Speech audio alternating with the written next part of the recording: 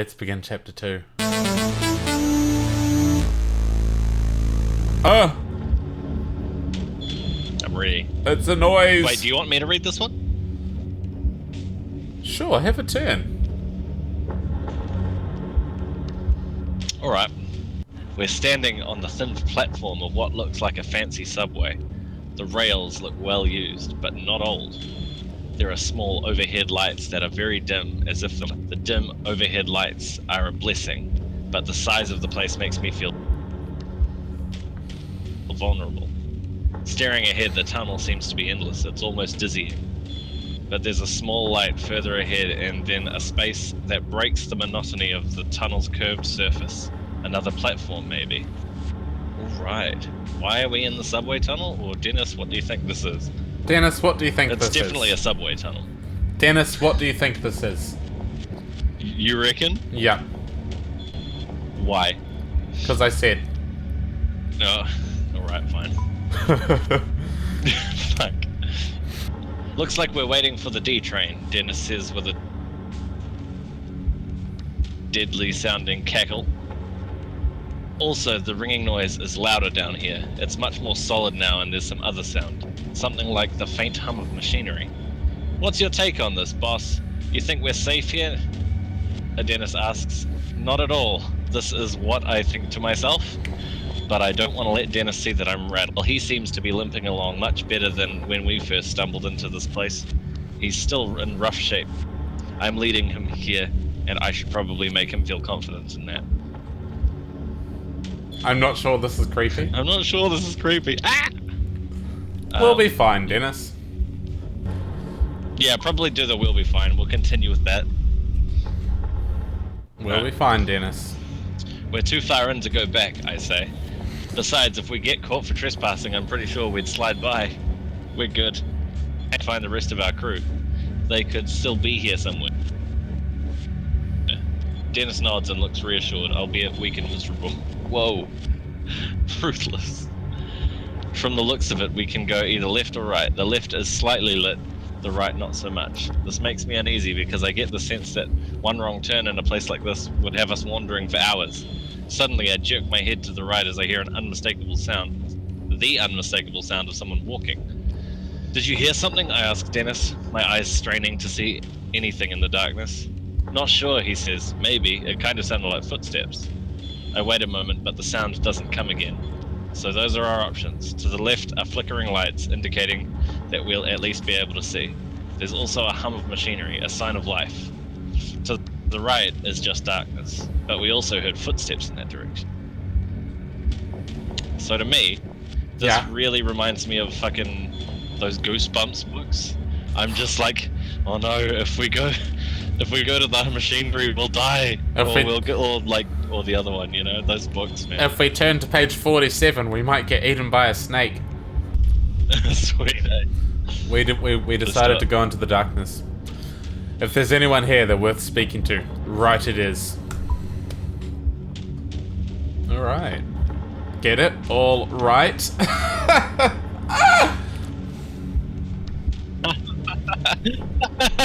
Shut up! As we leave the glow of the electric lights, things instantly start to feel a bit more sinister. I look at Dennis's injuries again. The gash along his side is inflamed now, and while the bleeding seems to have stopped, the amount that is soaked into his pants and shirt is beyond alarming. How much further can you walk? I ask him. Can you keep going? Yes, Dennis says. Let's walk into the deep, dark tunnel that has no business being here. He's right. The darkness we find ourselves in feels thick, like walking in syrup. I'm reminded of the fear I felt as a child when I had to go into the basement to fetch tools for my dad. I was sure there was snakes or spiders or monsters or unimaginable horror lurking down there. I feel the same way here, walking through the tunnel. That's when I see a human figure, far back in the tunnel, silhouetted in the faint light at the end. He's standing on some other platform up ahead and likely can't see us. It looks like he might be holding a gun, but it's too dark to be sure. A gun? Oh, fuck. I don't want to get shot. Should we go quietly? That being said, if we sneak up on a guy with a gun and he freaks out and shoots us, That's true. I reckon we call out. Do you reckon? Should we call out to him? What if he, like, gets shitty at us for being in his subway tunnel and shoots us? This is my subway tunnel. Nyeh. He said it feels like we're not meant to be here. It's true, but, I still reckon we should call out. Alright, let's call out to him. Hey, who's there? Hey, who's there? My voice echoes through the tunnel, bouncing endlessly off the walls. The figure turns towards us and freezes, like a deer sensing danger. Why the hell did you do that? Dennis whispers to me. We don't know who that is. We don't know where we are. I don't know, I say. Maybe he can answer some questions. But that doesn't happen. The person can't see us in the dark, and after a moment, the figure rushes away through a door up ahead. Ooh, I realized that it may have been stupid of me to want to call out to some random in the dark. Confirmed, Whoops. but oh well, too late. It's alright. As we head further into the tunnel, we reach another platform. There's light coming from the platform, but like the overhead lights, they are dim, red emergency lights. I start to wonder if the explosion at the logging site caused a power outage in this place, whatever this place is. The ringing noise that I originally thought was in my head is getting louder. I'm starting to think it's some sort of alarm. When we come to the large open area in the tunnel, it further resembles a subway station. As much as I try to ignore the reality, it's undeniable. We have stumbled into some sort of high-tech transportation system that is buried beneath the forests of Kentucky. Shit. It makes absolutely no sense and creates an entirely new sort of fear as to what the hell we have walked into.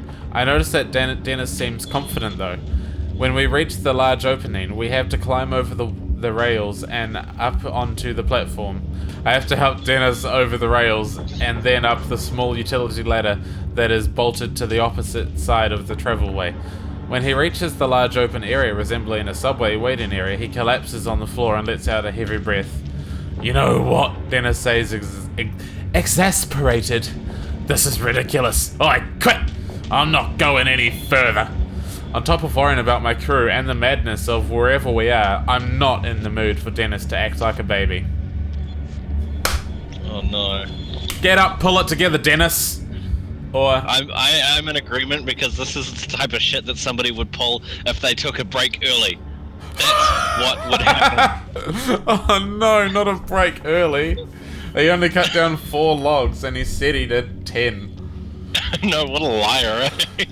Or should we be nice to him? Because he's sad that his best friend died and is probably very sore. Oh, excuse me, sorry. Both options are us telling him to get up and go. Whether you want to be a dick about it or be nice about it. I'm going to be nice about it. Yeah, I agree with the nice, actually, on second thought. I'm not the one with the gash on my side, I think to myself, so I decide to cut him some slack. Damn, boss. I'm sorry, he says. It's okay, I say. I don't know how you're still on your feet if I'm being honest. Stubbornness. You need a minute to rest, I ask as warmly as I can muster. No, if I sit down to rest, I'm afraid I might not get back up. Let's keep going while I can still go. I reach down, help him to his feet, and then we get ourselves up onto the platform. Right in front of us, there's an entrance to a long hallway exiting the platform area. It's at this point that I realize those red emergency lights must be on for someone else who is actually supposed to be here, like that guy I saw earlier standing on the platform. Let's stay quiet this time. Yeah, that's fine. I don't want to yell at him. Let's not fuck it up. I'm still not sure if I want to alert anyone to the fact that there are strangers in this secret place. And the thought of hearing a scream, even my own scream, in this empty place is too much to bear. The emergency lights continue to flicker overhead, casting a sort of pinkish light on everything. My mind is racing with what sort of place this might be. It's obvious that it's meant to be secret. And if it is supposed to be secret, and there was a power outage recently, maybe everyone has been evacuated. But then why is that one person still here? This thought does nothing to make me feel any better as we walk towards the platform exit. We step inside and it seems just as empty as every other place we've come through. Weakly illuminated by more overhead emergency lights, we're standing inside a hallway that looks surreal for a moment. Not surreal. Surreal. Arrow. Look at those lights. Arrow. The hallway Tonight on reminds TV me... 30. Oh. The hallway reminds me of a hospital wing, but it's something not quite right about it. It's the first clean and tidy area I've seen since coming in the woods. It looks like it was recently in use, despite the dim emergency lights overhead. There are chairs against the walls, and the floor looks well cleaned, as do the walls. The ringing noise is definitely coming from here, and a small flashing red light along the ceiling seems to flash with it. That ringing noise is an alarm, I say. If only to confirm my own thought. But for what? Dennis asks. And then he asks the question that has been on my mind since I found the little building in the woods. What the hell is this place? We exchange a look that speaks volumes. We reach... You shut up. We reach the end of the hallway and hear a sound like a large metallic grinding. This is followed by a clicking noise and then the unmistakable noise of a generator kicking on. That is good. Joshi Boshi, Oshua Toshua. Oh, the lights are back. That's me. Yay. Now it's a good arrow, not a red arrow. Without warning, the facility jolts to life. The red glow of emergency lights is suddenly replaced by bright white fluorescent ones. That mechanical hum is oddly comforting. Somehow the power being back on urges us to go on. It's then that I notice the ringing noise has stopped, so it had been an alarm. But for what? Just the power failure? We head down the hallway, the electric hum of the lights sounding eerie overhead. Other than that, the place is dead quiet. The hall is about 100 feet long with two main doors. One door opens into a large room that looks like a conference room with a whiteboard and papers strewn about. Across the other hallway, another door looks like a laboratory of some sort. Dennis slumps against the wall in defeat and lets out a scary sounding chuckle. Something funny, I ask, and a brooding panic starts to grip me. Dennis just keeps chuckling as he slides down to the floor. I'm just gonna sit here while you look around, he says. There's a look in his eyes that reminds me far too much of a dead animal on the side of the road. Oh god, that's not good. Conference room might have information, but labs are more interesting than conference rooms. Labs are more interesting, but I'm a lumberjack. Oh yeah, lumberjacks hate science, that's why they lumber. It's like, is this the chemical compound of a wood? Then what the fuck am I looking at? It's just a bit of paper that says no. We'll go in the conference room, I guess. Yeah, alright, let's do it. Oh, good shit. A large table sits in the middle of a room, lined with a series of chairs that looks like something straight out of a showroom. A well-used whiteboard hangs on the wall, and there are scattered papers on the desk. Paper? Oh, definitely paper. Most of the papers and printouts have codes and equations that all go way over my head. Told you he was a lumberjack. Oh, yep. But there are also handwritten notes that don't make me feel any better about our situation. I read through them and see scrawled notes that say things like, last experiment failed equals overdose before transport. Levels indicate cellular catabolism. There you go. Question mark. More lead shielding and export suits. Question mark. Measurements make no sense. Let Barksdale know about the possible Higgs field fix. Oh shit. Let's look at the whiteboard now. Let's not leave anything. You're right. Oh, that was big, man. That was big. Look at whiteboard on wall. Are you gonna let Barksdale know about possible Higgs field fix? No, I'm not. I don't care about whiteboard? Barksdale. A few things were scribbled on the whiteboard, mostly formulas and names, but there are some things that are easy to understand, things that make my blood go cold. Subject #6, cause of death, emolism or aneurysm, or both. Ideas for new delivery mode. Spherical, liquid, question mark, comatose state. Terracorco equals possible plutonium supplier. Outside in the hallway, I hear Dennis grunting. I head out of the room and see him still seated on the floor, but I don't get very far, because as I exit, a man comes rushing around the corner with an automatic rifle in his hand. No. It's your mate from the tunnel, you little shit. Oh, soz. My mate from the tunnel. Oh man, those screamings, man. It's hard to look beyond his rifle, but the man carrying it is young, with messy dark hair. His skin is so pale that I wonder if maybe he lives down here. He has the look of a guy who's been cooped up a little too long. He doesn't seem like the kind of person I'd trust with a gun in a stressful situation. As he sees us in the doorway, he screams and brings the gun up. It is aimed directly at my head. Dennis jumps in and stands next to me like he's ready to run for it. I recognize him by his height and build. He's the person that I could barely see. I recognize him by his height and build. He's the person I could barely see in the back of that dark tunnel. I feel like attacking would be a bad idea at this point. Probably. Like, you don't bring a knife to a gunfight. This is true. We'll put hands Hands in up in the air? Yeah. Are we gonna put them up like we just don't care? Bitch. I put my hands in the air, surprised at how natural it feels to go into this surrendered state. Maybe it's because this feels like a dream. Maybe it's because I feel like I'll snap awake if the mechanic pulls the trigger. If the maniac. What the fuck am I on? Mechanic. Who are you? How did you get in here? The man asks harshly. Before we can answer, he continues speaking. I don't recognize you. If you're here, you would have had to sneak in by the security mics in the entrance hall. What? I ask, unable to think of anything else to say. Who are you? Did you do this? Did you do this?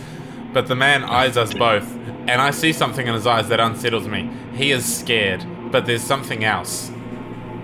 Oh no. Is it cheese? Does he have cheese in his eye? Should I just say we're nobody? He doesn't care if we're loggers. He's unsettles me.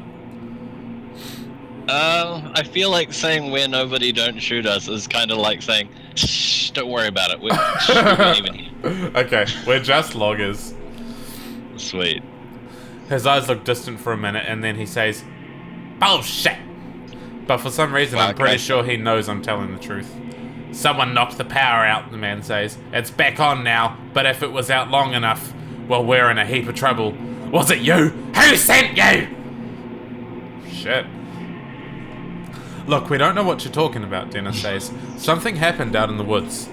Are you alone? Are there others with you? The armed man asks, thrusting the gun in my face. How the hell did we get in this situation, I think to myself. If only I had left that damned ringing noise alone, we wouldn't be here. I'm not really sure if we want... I'm not really sure if we want to give this guy information yet. We don't know anything about him. Then again, he might have answers. I would say just us. Yeah. He ain't wanted to know about some crew. Hey, it's true. It's true. Just us. Yeah, just us. The man looks at me up and down, trying to tell if I'm lying. What happened before you came here, he asks. No clue, I say. I open my eyes on the ground and I don't remember anything. The last thing I remember was fueling up my power saw and then I was on my ass. We could hear the alarm from where we were. And there was a flash of white light, Dennis adds, like a bubble coming up out of the ground. But how'd you get in there? The man asks. I point down the hall towards the sunway. We came in that way. The doors weren't locked. His expression calms a bit, but I'm still very aware of the gun that is leveled less than a foot away from my face. Please put the gun down. Oh shit. He's a bit more chill now, right? He believes us. Please put the gun down. Yeah. I reckon because we're injured. We asked him calmly. We don't want to try and fight somebody. Although I have a feeling that this guy's like a scientist. Probably. And he's just like, gun. Oh fuck! My mum gave me this. Yeah. The only way I'm putting this rifle down is after I've blown your brains out. The man says. Fuck. Okay. With that, he sticks the muzzle of the gun in my face. It's a childish move, a playground tactic at best, but it's sufficient to show me that he knows he's in control. He then levels the rifle at Dennis, and I can only assume it's because his wounds make him appear to be the weaker of us. The man takes a shaky step forward. Dennis looks back and forth between the barrel of the gun and me, his eyes pleading for help. Step between Dennis and the gun, or stay back. I would take a shot for Dennis. We should, eh? I like taking early breaks. It's our fault he's here. It is actually our fault that he's here, so yeah, we should step in front of the gun. And also... Yeah, let's just do it. I already clicked it. This guy's not gonna shoot us. Before I'm fully aware of what I'm doing, I step out in front of Dennis. The barrel of the rifle is nearly touching my chest now. Both Dennis and the man seem a little confused at my action, and I do my best to swallow down my fear. I don't know what's going on here, but we're here by mistake. Well, you have no business here, the man says. But now that the power is on, I think you might be too late anyway. For what? But he doesn't bother to answer me. Instead, he steps forward and actually pushes me backwards with the end of his rifle. The man then repeats a question he asked before, one that makes no sense and honestly makes me think he might be a little crazy. Who sent you? He asks. You assholes from the Pentagon? I'm not quite sure how to take this question. Is this guy joking? Yeah, I'm the president. I kind of want to do it. But he'll kill us. Do you reckon? Maybe not. Do you think this would do one of those things where it's like, game over? Do you think that they would do that? I don't know. We haven't been dumb enough to kill ourselves yet. Should we do it? I'm not sure. Oh, no. Like, oh, fuck. Let's do what the hell are you talking about? I would love to be a cunt, but I don't want to die. Yeah, I'm with you. No, I say. We're just loggers. Something blew up and my friend got hurt. We're looking for the rest of our crew. Likely story, the man says. But I see a flicker of recognition in his face that makes me think he might believe us. Still, his grip on the gun is as tight as ever. The look on his face makes me think he'll shoot at any moment. You both just stand still, he says. Sooner or later, someone will come along and I'll turn you over. He again thrusts the gun forward as if an invisible bayonet on it. There's no need for that, I tell him. I have no guarantee that he won't pull the trigger. Look, Dennis says. We don't want any trouble. We're just as confused as you are. Then in a movement so fast that I just about miss it, Dennis lunges forward. I have no idea how he is moving so fast. Just 30 seconds ago, I was worried about how close to death he looked, but now he's moving lightning fast, his left arm coming down on the barrel of the gun like a club. In the commotion, the man does pull the trigger. The booming noise is deafening, and there is a moment where I think I've been hit. It takes the clanging noise of the round tearing through the floor at my feet to help me realize that I have not been shot. I look at the floor to see where the shot missed my right leg by less than 3 inches. I'm paralyzed. I'm in shock for a moment as Dennis and the man fight over possession of the rifle. There's a fire extinguisher on the wall I could use as a bludgeon, but I might not have enough time to grab it before Dennis is overpowered. Just fucking punch him. Shit. Like you're injured, but you're still a 41-year-old logger called Roger. You're gonna give this cunt a hiding. Oh, yeah, you could probably, knock this guy out. Dennis has the man pinched to the floor, but isn't strong enough to keep him down. As I fall to the floor to help, the barrel of the rifle swings right in front of my face, a reminder how close I had come to being shot. On my knees now, I deliver a hard, stiff punch to the man's face. I don't punch someone often. Never, really. I'm not usually the brawling type. Still, it is apparently effective. The man's head snaps back hard and his grip on the gun loosens. Dennis grabs the gun and falls to the floor, clearly winded and in pain. Our attackers are mobilized. I can feel a shift in the situation. Yet, although he is basically harmless now, I feel the need to pummel him. A desire that builds with each second I look at him. I'm just gonna stand up. We need to stand up and ask this guy some questions. Yeah, man. Cause, like, okay. Just because I'm a good person in my soul, even though I'm Pickle of the Wild at heart. But in my soul, I'm a good person. And if, like, I wouldn't keep beating him up in real life. So Roger's not going to do it either. Because I'm his angel side. And you're his devil side. I clicked 30 seconds ago. He's definitely out now. No threat. Or at least that's what I think. But he surprises me by mustering up one more swift kick in my direction, connecting with my forehead. My eyelid swells to the size of a grape almost immediately. It seems like this last attack is more to spite me than to defend himself. I stumble back and ready myself for another round of blows, but he just slouches into the floor.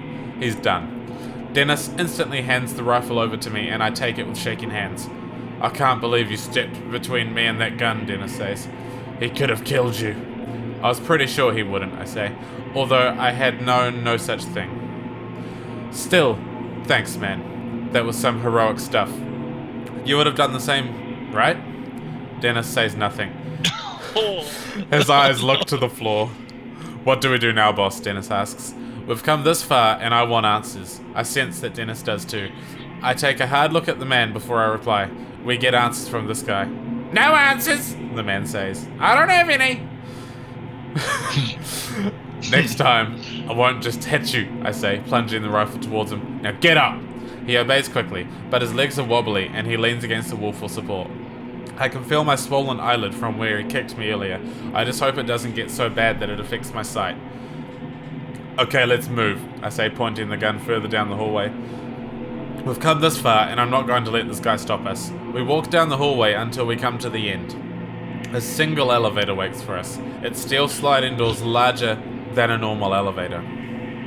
Ooh, larger than a normal elevator. Big Dick. I clicked continue. Big Dick Joshy. Loving Larger an than the normal elevator.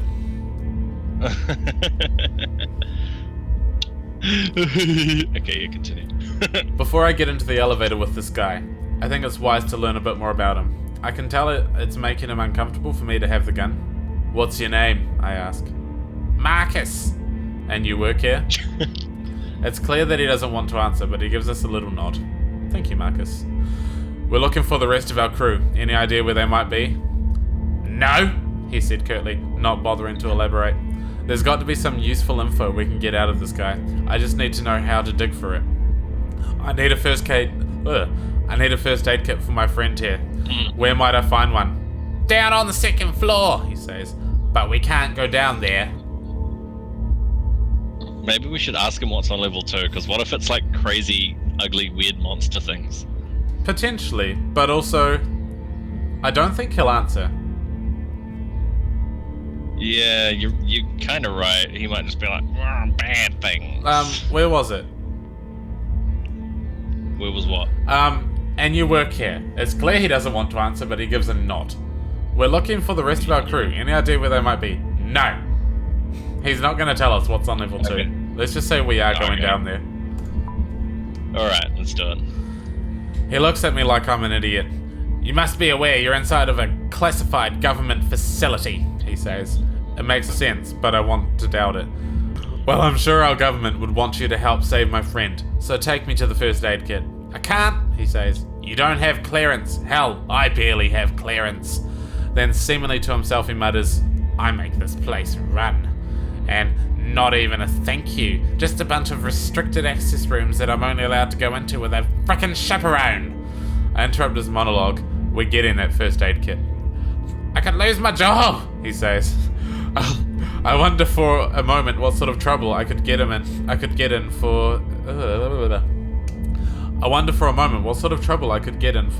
hitting a government employee.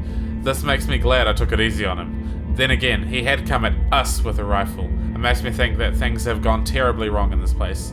And the explosion in the woods, or whatever the hell had happened, might be linked to it all. I need to convince him to take us to the second floor, but I'm not sure if it would be more productive to threaten him or ask for sympathy.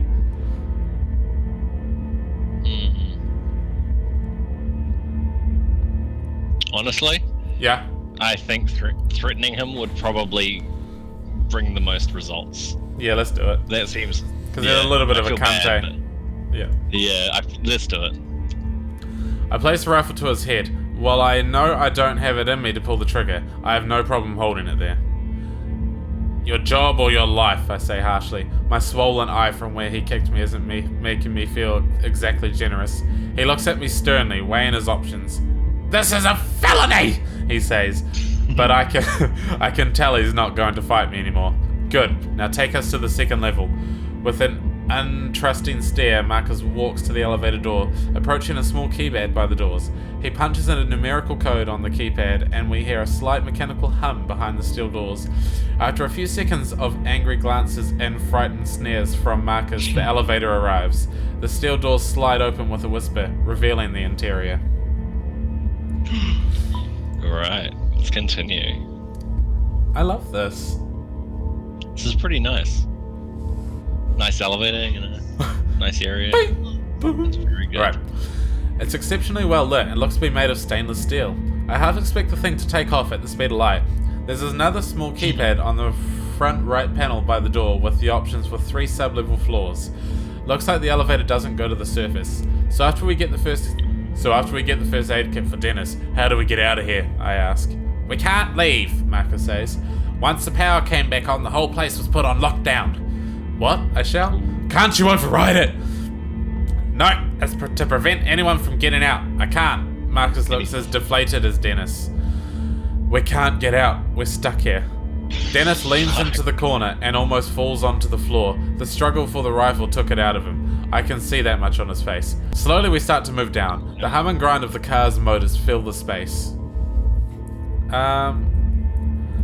So we're stuck here forever. Let's not antagonize him. We've already threatened him. Yeah, I feel kind of bad for the guy. He's pretty scared. That's true. So are we stuck here forever? Marcus scowls at me. I think it's a fair question. It doesn't seem unreasonable to assume he won't be able to get us out. We'll find somebody with access codes and they'll be begging for me to figure out how to lift the lockdown. These people think they're so brilliant, but some of them can barely turn their computers on without help. The top coder in my class at MIT, I'm stuck living underground helping idiots who don't even trust me with keys. He's so salty. Yeah. Ooh. We could ask what goes on here, but he probably wouldn't answer. He might. He seems pretty shitty. Should we do it? He might fucking... Yeah, let's do it. Right. What goes on here, Marcus? Marcus shakes his head. You may as well shoot me, I can't tell you. Why not? Damn it. It's beyond classified, and the things I know don't even cover the start of it. What does that mean? I ask, starting to get irritated. It means that even if I wanted to tell you what sort of work is done here, I don't know enough about it. Alright, so let's ask him how big it is then. Yeah, we know what his job is. His job is IT guy who no one likes, who lives underground. Yeah. Sure, no one likes, and he also likes no one. It's a government facility of the highest secrecy, Marcus says. A research facility. It goes 4 stories underground, and quite frankly, it scares the piss out of me that you two got in here so easily. Why is that, I ask? This is a Black Ops graveyard, he replies. Even the CIA doesn't know this place exists. Whoa. What knocked the lights out? He just told us that it's a fucking Black Ops. CIA doesn't even know it exists. How the fuck did they lose their lights? Yeah, that's pretty true. Seems like some sort of power outage, Marcus says. That's all I know. There was an outage, and then... Then what? Dennis asks weakly. Then things got weird. Things got bad. Bad how? I ask. The whole place seemed to shake when the lights went out. I was checking the monitors, and then it happened, and everything went dead. It took no more than a minute or so before I started hearing the screams. People were being killed by... something. I tried getting the security cameras going again, but they only lasted for a little bit on my backup systems. But what I saw... What? I ask, feeling a sharp fear worm its way into my guts. Well, what I saw on the screens for that little bit of time made no sense. It made me get the gun from the emergency vault. I think whatever it is, it's still down here. Hold on, I say. There's an emergency vault with a rifle in the same room as the security cameras in this place? Marcus gives me a grin that looks nearly insane. There are guns locked away in every room in this place. Just in case, you know.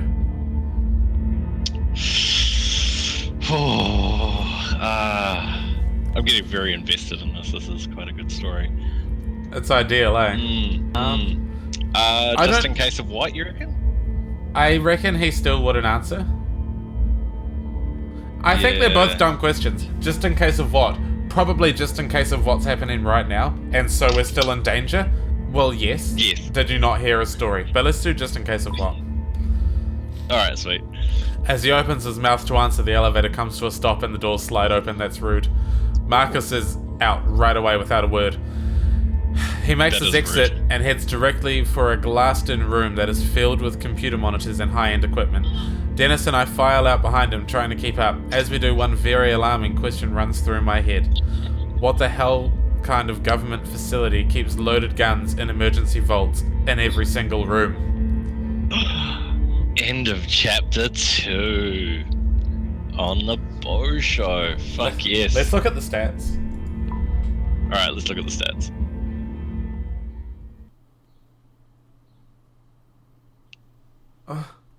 I'm so hyped for the stats. I want to see. Curiosity. You and 58% of players called out to Marcus when you saw him in the tunnel. Oh wow. That's weird, eh? You and 64% of players stepped in front of Dennis to protect him from Marcus. That's good. 65% of players were easy on Marcus after he surrendered. We're so mainstream. Yeah, we are, right? Fuck. Alright. Thank you for watching The Bosho. That was Buried, Chapter 2, and it was very riveting. I can't wait for fucking Chapter 3. Good.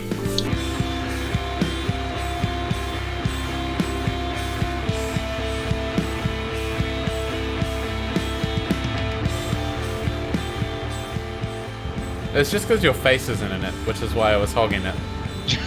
Yeah. So people without bodies are substandard people?